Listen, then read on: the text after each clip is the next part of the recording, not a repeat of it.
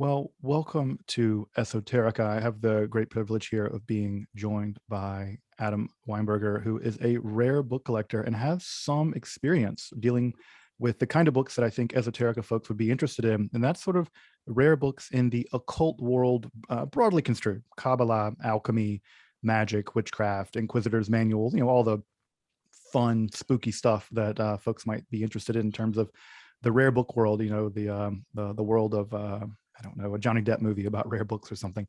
And so I'm really happy to be joined by you, Adam. Thank you so much for taking the time to chat with me. Sure. Well, thank you so much for having me. I'll make one immediate small correction in your introduction. I'm not a rare book collector. Oh, there, right. Perhaps I started out like that, but I've transmutated, I would say, into being a rare book dealer a long time ago. So I try not to collect anymore. I have the privilege of holding things, for a short period of time. Even if you're a collector, you hold them a little bit longer, but nothing's forever.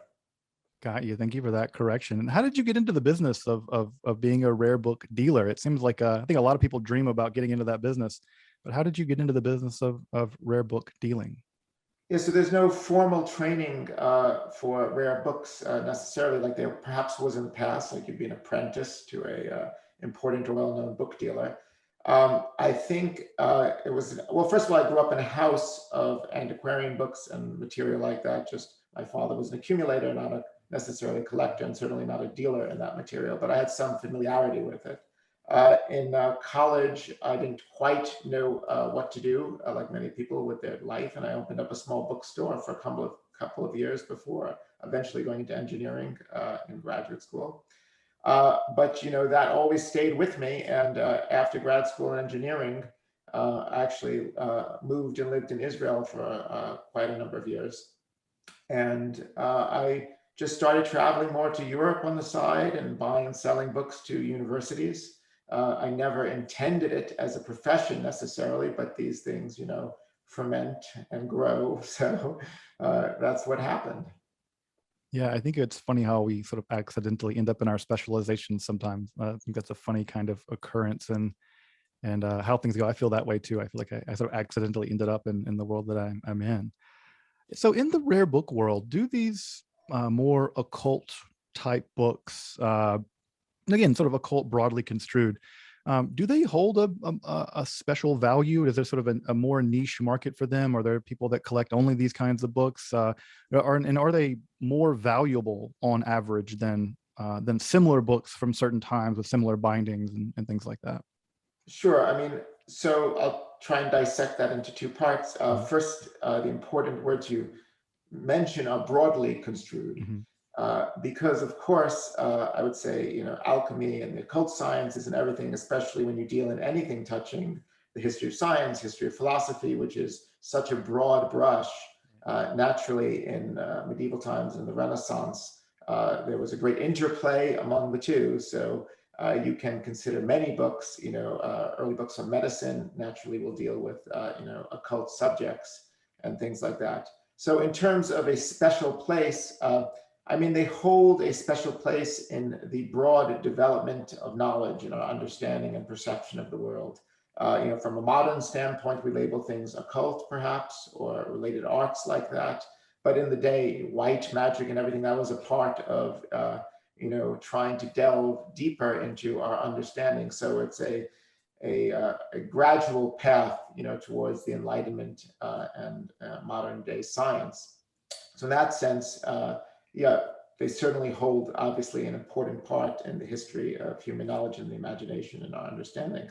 Uh, in terms of value, I mean, value is a completely different subject, necessarily divorced from the importance of the book and things like that. I mean, usually values centers upon being an important work, not only for itself, but being in a first or early edition. There's other factors, regarding value, the binding and the rarity of the book.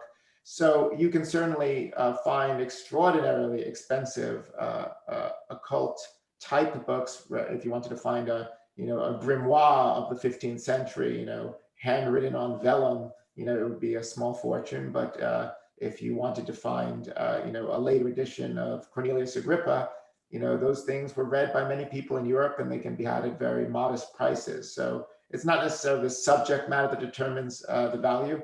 With that said, everything is supply and demand, and there is a great demand generally for occult-related material, again, broadly construed, including everything from Kabbalah to Sufism, if you want to go down the Islamic path.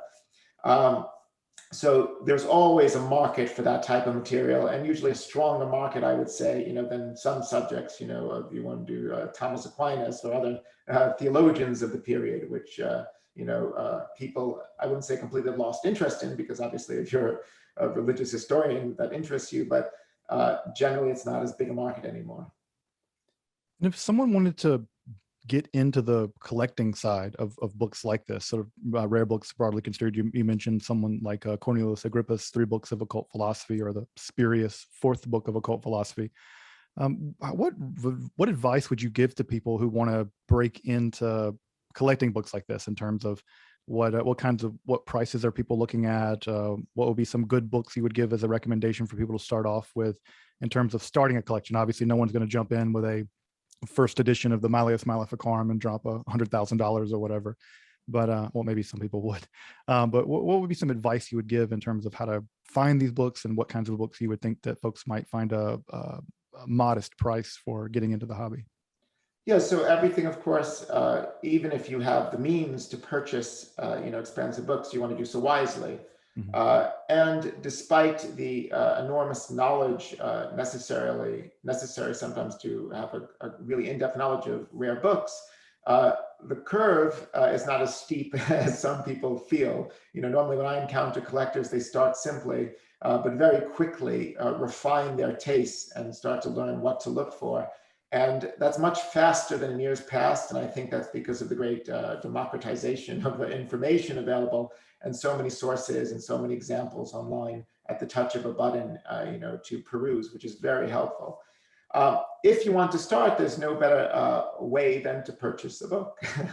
Within your budget, you can buy an interesting 17th century book of the occult, like we mentioned, Agrippa, $500, $1,000, something, not an extraordinary sum of money, but also not a trivial sum of money. But you can certainly buy something, start to understand the physical characteristics of the book, the binding, the paper.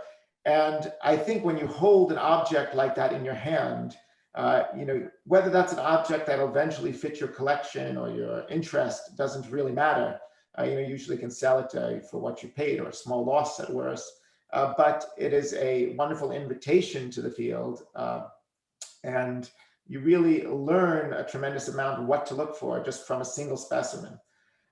In terms of where to go buying books, there's innumerable sources today. Of course, a lot of the bookshops have closed down, which is a shame in many areas. I always find that a stumbling block, that people have even come by my small gallery in New York City and be like, wow, a bookshop. It's like they walked into Aladdin's cave, where that would be a regular occurrence in years past.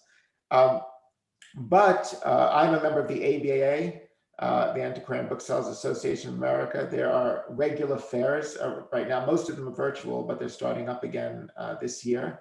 That is an excellent place to meet book dealers, to purchase books. A lot of the books can be high-end, and I'm always trying to lower the intimidation factor by inviting novice collectors to the fair and explaining you don't have to purchase something. You can just walk around, talk to dealers. Most of them are quite friendly, with a few notable exceptions. And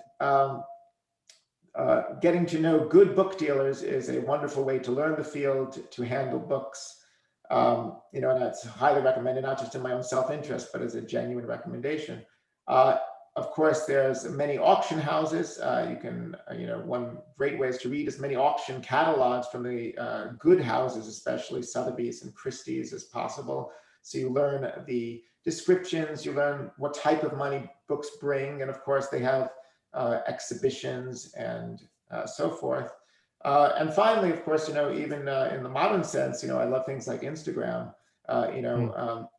Instagram has a fabulous community of rare book librarians, booksellers, book collectors with associated hashtags that show off material all the time. That's a new phenomenon the past few years. And instead of books necessarily being locked away in university archives, curators are anxious and excited, to Mm. display, interesting things about their books, and even focus in upon minute details, esoteric details, which are sometimes absolutely fascinating, and again, a great gateway to the larger experience of, collecting and buying and selling. Yeah, I think that's a great invitation. In fact, the local ABAA fairs just this weekend in Michigan here at Ann Arbor. So I'm going to be going down there and Yeah, going to that see is it. that's a nice regional fair. They have them all over. And it's not just ABA fairs, of course, they have other book fairs, and even the shadow fairs, usually to the big ABA shows. So people do accumulate their material, and that's where they want to sell it, with a nice person-to-person interaction. So That is nice. Adam, I think a lot of people imagine the Middle Ages, the days of the Inquisition, of the big book burnings, the order, they would burn people and they would burn books. And so we imagine a lot of these sort of occult style books or occult topic books being burned. And I think many people have the impression that very few of these volumes made it out of the so-called burning times. But my experience is a lot more made it than people would imagine, that many of these books actually, that there's actually a fair amount of these kinds of books on the market. What's your impression about how many copies of, and not actual how many copies, but how often does a book like the Malleus Maleficarum or Agrippa's 3 books of occult philosophy or the True and Faithful Relation of John Dee, these sort of style books, how often do they come to the market? So I think coming out of in the medieval and Renaissance periods, in terms of things that survive, I would say as relics, that have survived the ravages of time. Probably, if you had to make a list, I'd say coins would be number one. They're practically indestructible. But second would be books. Mm. You don't see a lot of medieval houses anymore. Certainly textile fragments and clothing and more perishable items have, disappeared, or, with rare exceptions, you can still see some in museums. But books do survive. They've been treasured. They've been, they were always relatively expensive. So if you're going to buy them in years past, certainly you wanted to preserve them. I had a book even of Mark Twain with a dust jacket from issued around 1900 the other day, and there was a price on it of $3. And I said, $3 in 1900 even? That's like, $300 today, it's probably so that sort of gives you an indication, of course, that's even in this century, of how expensive books were relative to people's wages. So these were things to be preserved. Now you say, of course, books were burned and subject to fire and floods and rats and anything else imaginable. So the vast majority of them no longer exist. But thankfully, most books have survived, at least in a few surviving copies. Some don't survive. We know about them as ghost printings. In terms of the market, how often they pop up, certainly there's a rare book market worth, I don't know, in the hundreds of millions of dollars, maybe more. So these books circulate. They were printed sometimes in runs of 500, 1,000 copies. But again, these are rare books. I mean, rare has a meaning, to me, like if I see there's 20 surviving copies, I may dismiss that as being well represented institutionally, not particularly rare. Of course, if you have 20 copies of 20 surviving cars from the 1960s, it's a great rarity. So it's all relative. You pick some names like John Dee and everything. These are very desirable authors. They're very familiar to people. They are the zenith of some of the collecting world. So they do appear at auction. The past, since World War II, there's been a dramatic drop off in the number of copies available. There was after the war, huge libraries came onto the market, especially from Europe. But since World War II, slowly over time, the institutions largely have been collecting rare books, especially in America, but also Europe was rebuilding their collections. And they have taken a tremendous amount of the supply off of the market. I can't complain about that because as a rare book dealer, of course, that serves my self-interest to sell to institutions. And of course, you have the added benefit that some of these things become publicly available and of use to scholars. So that's certainly a nice plus. But at the same time, many of the books also get put away in warehouses, not seen and not touched sometimes for decades. But that has reduced the supply to the rare book world tremendously. And again, so these things circulate and they do come to auction, but they're fewer and fewer each year. And for the better material, consequently, when you have a diminished supply and sometimes increasing demand, of course, the prices are quickly escalating. Right. So and again, I'm pulling a name that I think a lot of folks on the channel will recognize, but a book like Cornelius Agrippa's Three Books of Occult Philosophy, first published in 1533, if I'm correct, a copy of that coming to the market in, let's say, fair shape, nothing extraordinary, no, in a contemporary binding that's complete and Sure. that would be a standard edition. How, in sort of a rough range, $1,000 margin of error, how much would a Yeah, volume so I like mean, that that was sell published, for? if memory recalls, like you say, in 1533 in Cologne, in Germany. Mhm. A very collectible title in the first edition Mhm. because of its interesting esoteric woodcuts. Mhm. Uh, you know, you say something like in a contemporary binding, that makes it especially desirable and rare, going back to what makes things expensive. I can imagine a really fine copy in a contemporary binding is a $10,000 book, at least. Uh, of course, again, a lot of books like this, I even call them somewhat utilitarian books. They're not necessarily books that sat on the shelves of a gentleman collector, like you might put up a copy of Ovid's Metamorphosis for generations in your family. Nobody reads it, just to have. A lot of these occult-related books were actually used by people, Mhm. by practitioners, and consequently, it's very hard to find very fine copies in Mhm. contemporary volumes. I think I had a copy of the first edition a couple years ago. Maybe a page or two was damaged. It had some later restorations, and it was probably in the 17th or 18th century binding, and I think I got $2,500 or $3,000 for it. So there's a large differential based upon the condition of the book. Makes sense. That makes sense.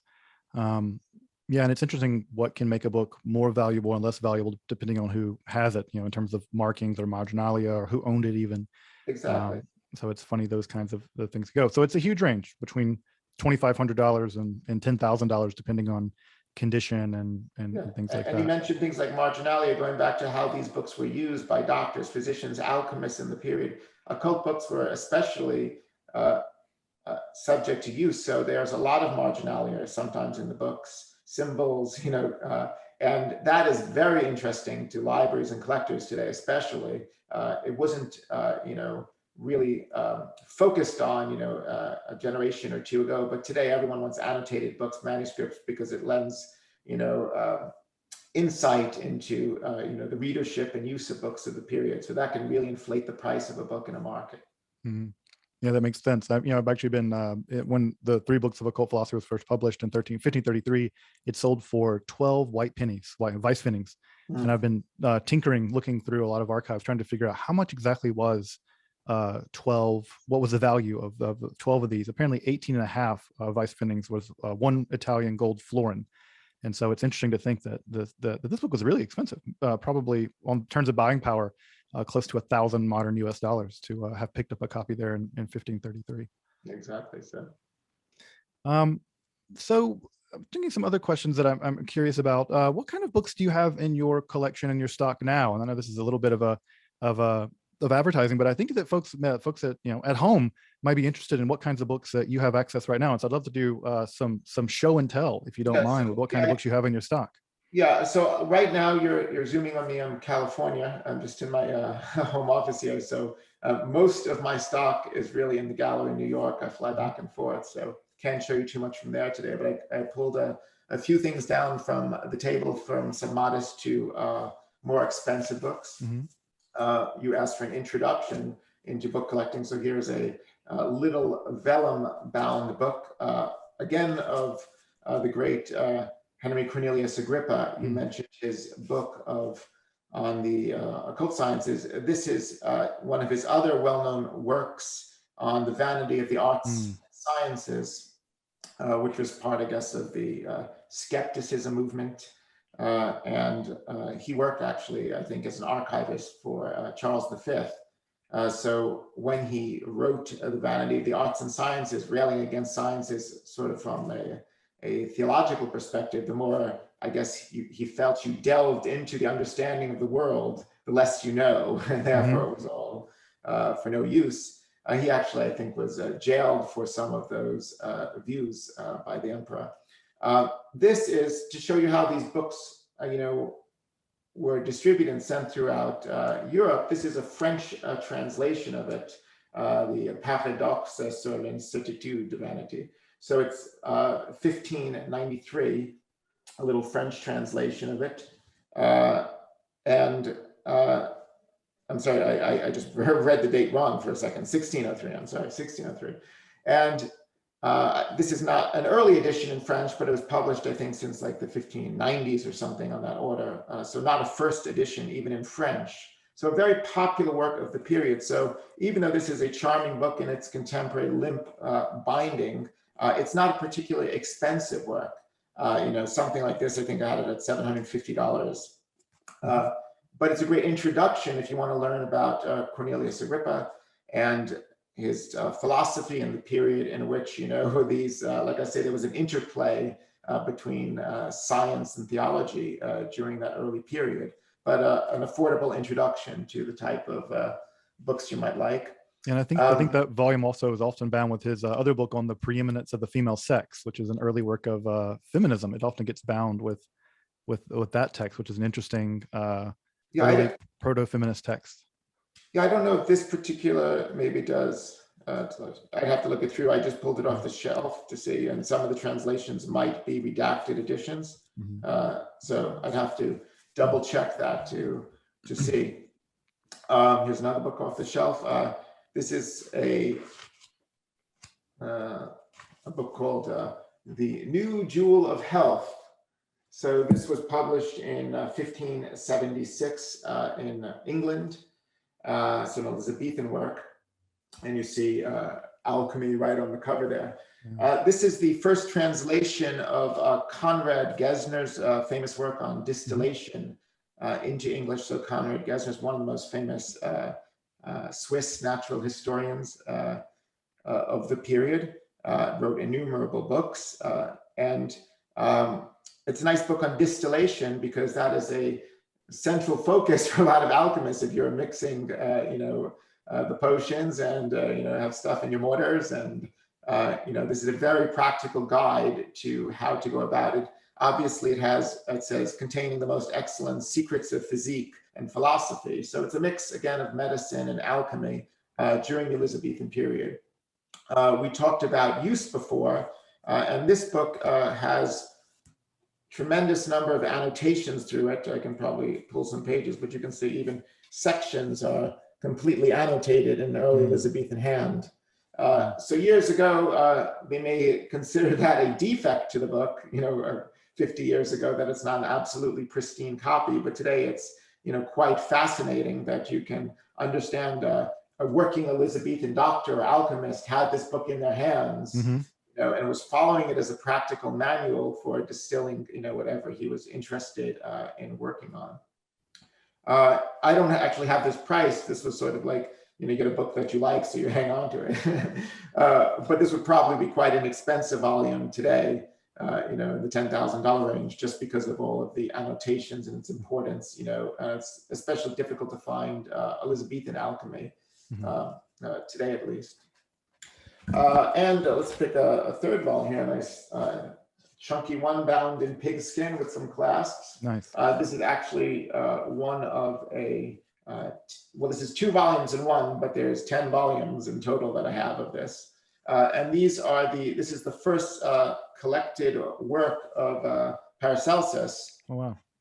So this was published posthumously in 1589, but contains all of the works published in his lifetime. Here is his portrait, and it gives his actual name, I think, Theophractus Hohenheim, but we know him as Paracelsus.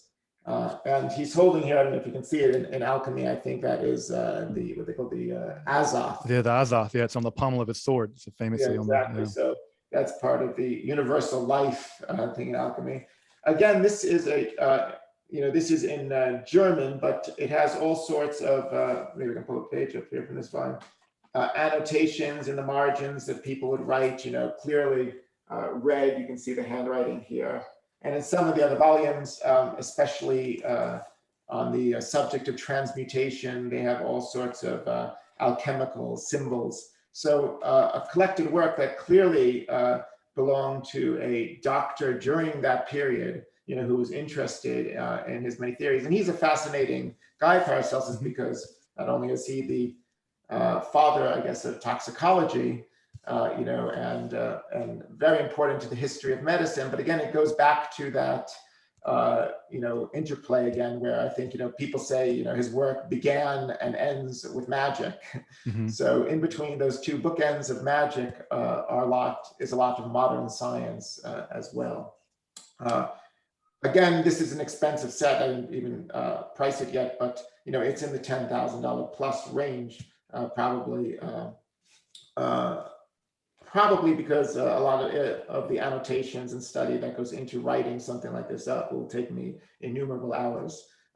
Whereas you could probably buy a set of this without the annotations and everything, at a cheaper price at like an auction in Germany or something like that. So what's the favorite book in this genre that you've come across in your years of buying and selling these rare tomes? Is there a specific couple of volumes that you've come across that you had a difficult time letting go, or that you just found to be I always have seductive? trouble letting go of everything. It's tough because these things are hard to find. They become your babies. You put energy into their description, and when they leave your hands, you're not likely to see another one too soon. In terms of the occult volumes, I mean, years ago, when they were more frequent on the market, I used to buy a lot, especially like around the year 2000 and 2003, a great collection of Robert Lenkowitz. He was a Southwestern English artist, came to the market, and he had one of the greatest private collections of occult books, 25,000 volumes. The better stuff was sold at Sotheby's, I think, in 2003, and then subsequently in 2007 from another auction house. And you could buy a lot of copies of like the Malleus Maleficarum and different material during that period. So I would say, I think in terms of occult books or witchcraft books and things like that, I did have a first edition of the Malleus years ago. And it was a beautiful first edition, I guess 1486, if I have to remember the date. Right. And what was very unique about this copy, although I'm sure it was apocryphal, is somebody had written in early hand that it was bound in human skin. Oh, right. The anthropodermic biblioplegy. Exactly. Yeah. I won't even attempt to say that on Zoom, but there's even a nice book about that now. Most of the books that I've ever seen claim to have been bound in human skin. Even the one I owned, like I said, was probably an apocryphal story. There's a team of people, scientists now, going about and checking them all. They're actually a group of people, and they're publishing the results. I think they've published 24, and I think 12 out of the 24 turned out to be human flesh. The rest were pigskin and things. Yeah, I like this because it had an early inscription saying it was of a heretic. But again, it certainly wasn't pigskin, but telling the difference between vellum and human skin is not easy. So it wasn't sold like that. And I've only ever seen personally a couple of volumes that were definitely bound in human skin. So those are great rarities, but also objects of fascination, morbid fascination for many people. But yeah, that was just such an important book in terms of history that I did not like letting go. Not only because of the occult, but the Malleus itself. That time I was working on a collection on the history of law, and witch trials were extraordinarily important to the modern development of legal processes and law coming out of Roman law, and combining it with English common law and other European, feudal law systems. So I liked that, legal side of the work as well. And around that time, I think I also owned a Bible, which I really loved. It was printed in Basel in Switzerland in 1472, and it was just a stunning, incunable, a very early printed book, splendidly rubricated and red and blue initials throughout. And this particular copy had been signed by Heinrich Kramer, who was Oh, one of the wow. authors of Malleus. So I called it the Witch Hunter's Bible. And I sold that to a collector, and I, like many things, I've tried to buy it back at, twice what I've paid, but, twice what I sold it for, but, to no avail, unfortunately. Wow. But yeah, so And would you say these those things are leave. also the rarest of these kinds of books that you've come in contact with? Of course, I think the first run of the Malleus was only 500 copies, so it has to be not that many have survived. And having come in contact with the first edition, that has to be extraordinarily rare. Incunables in general are just shockingly rare. Yeah. Yeah, I mean, some incunables are actually not rare. It depends what it is. I mean, you Mhm. can go, there's a site called the Incunable Short Title Catalog online, ISTC. And I always check when I buy an incunable how many copies there are. And sometimes you can see a very long list of, because they were printed on very good paper, oftentimes large volumes, and they seem to survive. Um, in terms of rarity, again, I mean, I've had unique things, like I've had, manuscript grimoires of the 16th or 17th century. Obviously, they are the only one copy of that that's handwritten, so that would be, the ultimate in Right. rarity, of course. But it doesn't necessarily equate always to the ultimate price. But yeah, so things like that in terms of rarity. And would you say that there's all the rage these days of folks investing in art? Would you say that investing in rare books is also one side of it, that rare books tend to make they tend to hold their value and tend to be good investments? Yeah, so that's where I have to put up the sign that this is for informational purposes only. Right, right, yeah, yeah. You're not giving investing advice.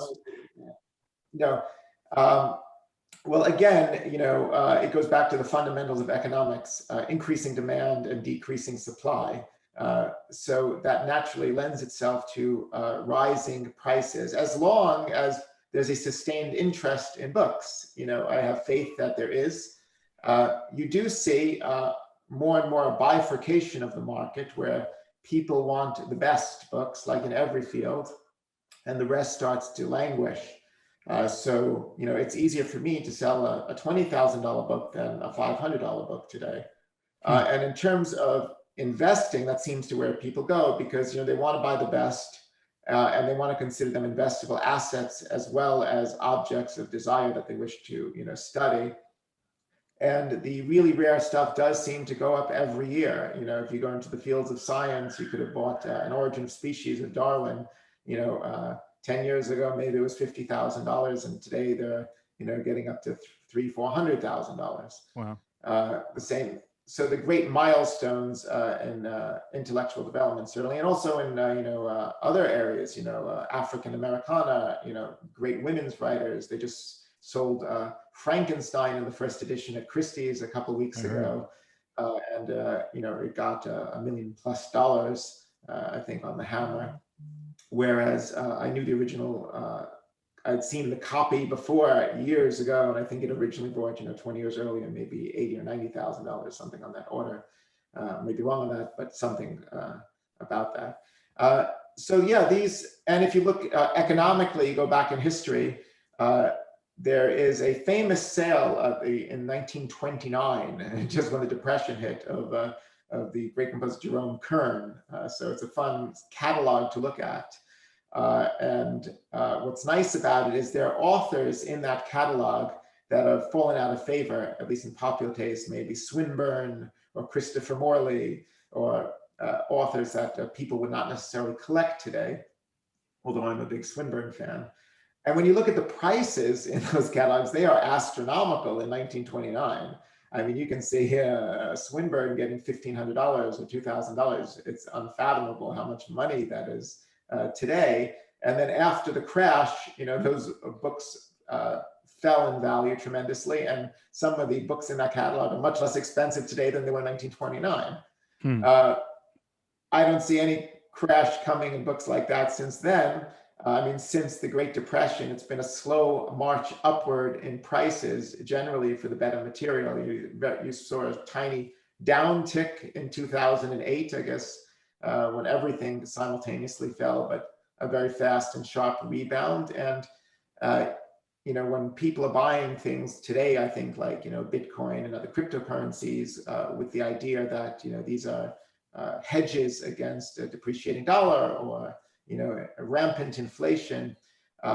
These are real assets. The rare books that are getting rarer are real assets. And I do think that plays into people's investment mindset in them. But again, most book deals will say, "Oh, don't consider buy what you want. Buy what you love. You can't depend upon it as an investable asset." But the truth is, the best stuff has been doing remarkably well. That makes some sense. I mean, they're not making any more of them. So 1533 is a long time past. Is Yeah. there any books, Adam, you've ever gotten? And I think this is a question I don't think would appeal to me so much, but I wonder that some of my audience would maybe find it interesting. But these books have a long history. When you hold a copy of the Malleus Maleficarum or the Disquitorum Magicarum or the Directorium Inquisitorum, or these sort of frightening sounding books and their Latin names with inquisitional backgrounds, the people suffered a great deal on behalf of these books, and people were persecuted for owning other types of books. And these books carry I think a historical heaviness in a way that, I don't know, a copy of Christopher Marlowe or something, but something like that wouldn't carry in the same, wouldn't have the same sort of historical weight. Have you ever been around any of these books that kind of gave you the heebie-jeebies, or if you've kind of held one in your hands and thought to yourself, this book could have gotten women killed, or think of something like horrifying like Mein Kampf, or a book that has a somewhat sinister or dark side? You ever had a book that just kind of creeped you out, or you felt the weird mojo of, or just you're like, I want to get rid of this book as soon as I can? Yeah, I mean, I've certainly been, again, books, witchcraft books and things necessarily, they're of interest to me. I mean, it's hard to say if that particular copy, got somebody strung up, or dipped in a pool. But, certainly I've had some books after World War II, when Goering, Hermann Goering was collecting a lot of Nazi books and raiding, Jewish libraries as well as other libraries.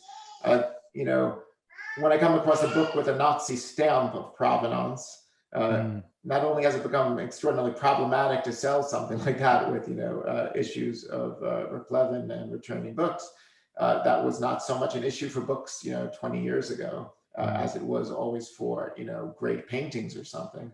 But when you see one of those stamps, it certainly creeps you out, especially somebody coming from a Jewish background. In terms of individual copies older than that, sometimes it's a very personalized copy of a book. And, you can just come across a small inscription because you're really connecting with this physical object through time, to a person or to an owner or to a period. And it's amazing when you think how this book has, transformed, has gone through time from that moment. And I think there was one inscription somebody put that whoever reads this, basically, it was written like in the 1600s in English, shall know of my existence. There may be no other remnant of my body or remnant of a word I have placed anywhere, but know that I lived. And they put that simple thing, and it really struck me because I was like, I'm the person reading this that they're depending upon from 400 years ago, not necessarily to carry their legacy, but as some sort of memory of their fragile existence in this world. So that sort of, I wouldn't say gave me the creeps, but definitely made me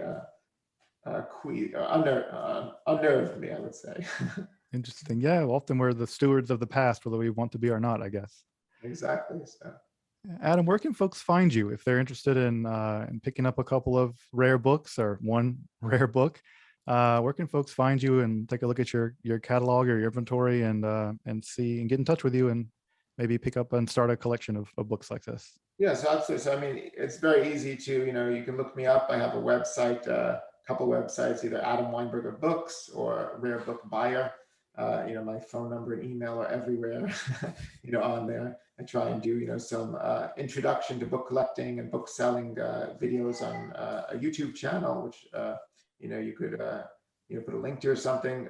And generally, I'm very happy to meet people, have them at the gallery.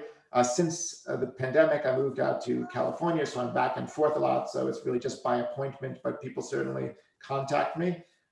For the major fairs, I do put out a catalog when we have our ABA fairs, and people can always ask me for that on a mailing list. I'm slowly getting more inventory online.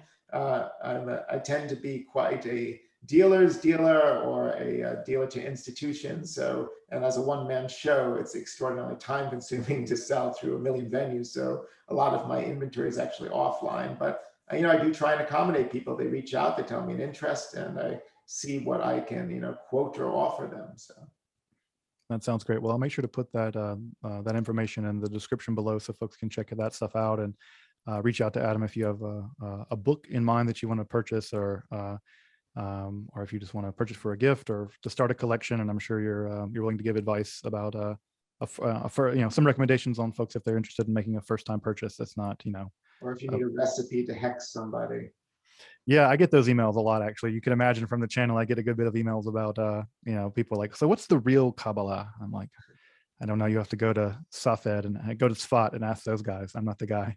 Okay. So, well, Adam, thank you so much for taking the time out to chat with me and chat with the folks here on Esoterica. And I think a lot of folks have a lot of interest in these kinds of rare books and manuscripts. And I think that for many people, they're completely inaccessible. And I think that it's nice to be able to chat with you to know that these books are out there. They're not inexpensive, but they're even a copy of something like Agrippa's On the Uncertainty of the Sciences is a really neat start to a collection, and something that's, I think, within the reach of many folks for a first time purchase. Yeah. So, like I said, anything I can do to make people understand, like you say, these things are more accessible, and to lower the intimidation factor, which I always find to be a barrier, to get into book collecting or book buying, I'm happy to do so. So I really appreciate you giving me the opportunity for the interview. Awesome. Well, thank you, Adam. And well, folks, hope to see folks next time we sit down with someone fascinating about a sort of a side topic in the world of esoterica here with Rare Books with Adam Weinberger. Thank you so much, Adam. Pleasure.